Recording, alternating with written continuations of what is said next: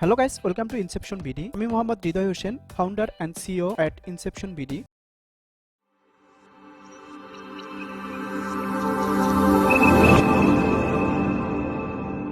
আমি আজকে আপনাদের সঙ্গে কথা বলবো পৃথিবীতে এত প্রোগ্রামিং ল্যাঙ্গুয়েজ থাকতে কেন আমাদের পাইথন প্রোগ্রামিং শেখা উচিত। তাহলে চলুন দেরি না করে চলে যাই আমাদের কম্পিউটার স্ক্রিনে। ওকে, প্রথমে আপনারা দেখতে পাচ্ছেন why do we need to learn Python? আমাদের পাইথন প্রোগ্রামিং ল্যাঙ্গুয়েজ কেন শেখা উচিত? এর জন্য আমি যদি প্রথমেই বলি তাহলে আমাদের পাইথন প্রোগ্রামিং হলো ইজি টু লার্ন, মানে এটা শেখা খুবই সহজ। এটা চাইলে ক্লাসে 2, 3, 4, 5 এর স্টুডেন্টরা চাইলেও খুব সহজে এটা গেইন করতে পারে বা এটা শিখতে পারে। 2 নাম্বার লজিক হলো এটা অল পারপাস ইউজেস একটা প্রোগ্রামিং ল্যাঙ্গুয়েজ। আপনি যদি শুধু পাইথন প্রোগ্রামিং শেখেন সেক্ষেত্রে আপনি অনেক কাজে এই প্রোগ্রামিং ল্যাঙ্গুয়েজকে ইউজ করতে পারবেন। এরপর দেখি পাইথনের একটা স্ট্রং কমিউনিটি আছে যেটা অন্য প্রোগ্রামিং এ খুব কম পাবেন। এত স্ট্রং কমিউনিটি থাকার কারণে পাইথনের কিন্তু অনেক জিনিস আপনারা ফ্রিতে পেয়ে যাবেন, রিসোর্সেস। ওকে, এরপরে আমরা যদি দেখি 4 নাম্বার হলো লাইব্রেরিজ অ্যান্ড ফ্রেমওয়ার্ক। আমি কিন্তু আগেই 3 নাম্বার স্টেপে আপনাদের বলছি এর একটা স্ট্রং কমিউনিটি আছে, যার কারণে কিন্তু এর লাইব্রেরিজ এবং ফ্রেমওয়ার্ক অলরেডি তৈরি করা আছে। আপনারা অনলাইন থেকে এই লাইব্রেরিজ এবং ফ্রেমওয়ার্ক নিয়ে বিভিন্ন বড় প্রজেক্ট কিন্তু খুব সহজেই করে ফেলতে পারবেন। এরপরে যদি আমরা দেখি যে অটোমেশন অ্যান্ড প্রোডাক্টিভিটি, পাইথন দিয়ে আপনি অটোমেশন এবং প্রোডাক্টিভিটি রিলেটেড কাজ খুব দ্রুত করে ফেলতে পারবেন, যা অন্য প্রোগ্রামিং এ করা অনেক কষ্টসাধ্য। ওকে, আমরা যদি 6 নাম্বার স্টেপে যাই তাহলে আমরা দেখব ক্রস প্ল্যাটফর্ম কম্প্যাটিবিলিটি। এর মানে কি?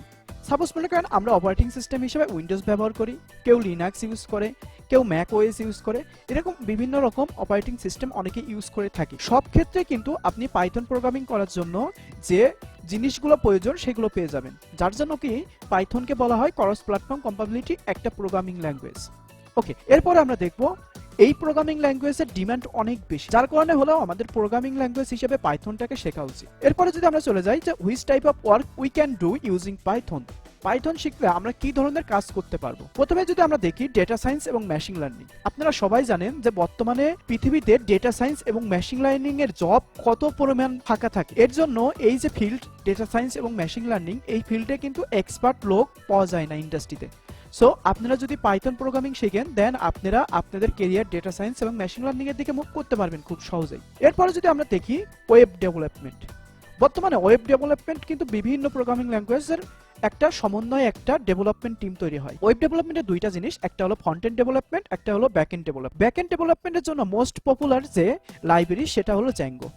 যেই জ্যাঙ্গো কিন্তু পাইথন প্রোগ্রামিং দিয়েই তৈরি করা। সো আপনি যদি পাইথন প্রোগ্রামিং শেখেন তাহলে কিন্তু আপনি ওয়েব ডেভেলপমেন্টের ব্যাক এন্ড ইঞ্জিনিয়ার হিসেবেও জব করতে পারবেন। এরপরে যদি আমরা দেখি গেম ডেভেলপমেন্ট, আপনারা কিন্তু পাইথন প্রোগ্রামিং এর মাধ্যমে গেমও ডেভেলপমেন্ট করতে পারবেন। পাইথনে বেশ কিছু লাইব্রেরিজ এবং ফ্রেমওয়ার্ক আছে যেগুলো শিখলে আপনারা বিভিন্ন ধরনের গেম ডেভেলপ করতে পারবেন। এরপরে নেটওয়ার্কিং প্রোগ্রামিং। এখানে নেটওয়ার্কিং প্রোগ্রামিং বলতে networking automation, cyber security, socket programming, এই ধরনের প্রোগ্রামিংও কিন্তু আপনি পাইথন ব্যবহার করে করতে পারবেন। এই কোর্সে আমরা কি আপনাদের শেখাবো? প্রথমে আমরা শিখবো বেসিক পাইথনের যে সিনট্যাক্স গুলো আছে এগুলো আমরা খুব সুন্দরভাবে শিখবো, কারণ আমরা জানি কোনো একটা ঘরের যদি ভিত শক্ত থাকে তাহলে সেই ঘরটা কিন্তু অনেকদিন টেকসই হয়। সো প্রথমে আমাদের বেসিক জিনিসগুলো খুব সুন্দরভাবে শিখতে হবে যেন পরবর্তীতে আমরা প্রফেশনাল কাজ করতে গিয়ে বেসিক জিনিসগুলো ব্যবহার করতে পারি।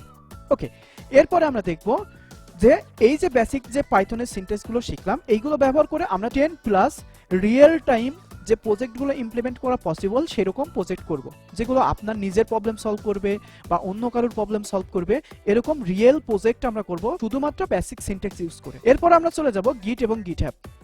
অ্যাকচুয়ালি গিট এবং গিটহাব কি দরকার, গিট এবং গিটহাব কিভাবে ইউজ করে, সবকিছু আমরা এই প্লেলিস্টের মাধ্যমে শিখে ফেলবো। এরপরে আমরা শিখবো অ্যাডভান্স পাইথন। এখানে অ্যাডভান্স পাইথন বলতে আমরা object oriented programming, file handling সহ এই ধরনের বিভিন্ন বড় লাইব্রেরি সহ বিভিন্ন ফ্রেমওয়ার্ক সহ এই ধরনের কিছু জিনিস নিয়ে আলোচনা করব। তো আপনি যদি এই প্লেলিস্টটা প্রথম থেকে শেষ পর্যন্ত শেষ করেন তাহলে আপনি পাইথনের বস হয়ে যেতে পারবেন। এরপরে আমরা দেখব যে আমরা পাইথন শিখতে হলে আমাদের কি কি লাগবে। What do we need to learn Python? Python শিখতে অবশ্যই আপনার একটা পিসি লাগবে, আর যাদের পিসি নেই তাদের আইফোন 15 প্রো ম্যাক্স লাগবে। যাদের পিসি কেনার সামর্থ্য নেই তারা অবশ্যই একটা আইফোন 15 প্রো ম্যাক্স কিনে নেবেন, তাহলে আপনারা পাইথন শিখতে পারবেন, তাই না? আচ্ছা, আমি একটা মজা করে বললাম যে আপনাদের একটা পিসি দরকার অথবা একটা যে কোনো ধরনের স্মার্টফোন হলেই আপনারা পাইথন প্রোগ্রামিং করতে পারবেন। এখন দেখেন যারা পিসি ইউজার আছেন তাদের জন্য আমরা জুপিটার নোটবুক ইউজ করব, কারণ আমরা প্রথমে শিখবো। জুপিটার নোটবুক আমার কাছে শেখার জন্য পারফেক্ট মনে হয়। সো আমি এই পুরো কোর্সে জুপিটার নোটবুক ইউজ করব, এবং পরবর্তীতে যারা হচ্ছে গিয়ে পিসি নেই তারা স্মার্টফোন চাইলে পাইডয়েড 3 নামে একটা আইডিই পাওয়া যায়, যেটা আপনি প্লে স্টোরে যেয়ে পেয়ে যাবেন, সেখান থেকে ইনস্টল করে নিলে আপনি আমাদের সঙ্গে ক্লাসগুলো করতে পারবেন। ওকে, পাইথনের এই প্লে লিস্টটা আমরা এই জিনিসগুলো খুব সুন্দরভাবে শিখব, এবং আমি আশা করি আপনারা যারা এই প্রথম ভিডিওটা দেখছেন তারা আমাদের এই পাইথনের প্লে লিস্টে লাস্ট ভিডিও পর্যন্ত আমাদের সঙ্গে স্টে করে যাবেন। দেন আপনি দেখতে পারবেন অ্যাকচুয়ালি পাইথনের আপনার স্কিল কোথায় ছিল এবং প্লে লিস্টটা শেষ করার পথে আপনার স্কিলটা কোন পজিশনে আছে। তাহলে আজকের মতন এতটুকুই, সবাই ভালো থাকবেন, আল্লাহ হাফেজ।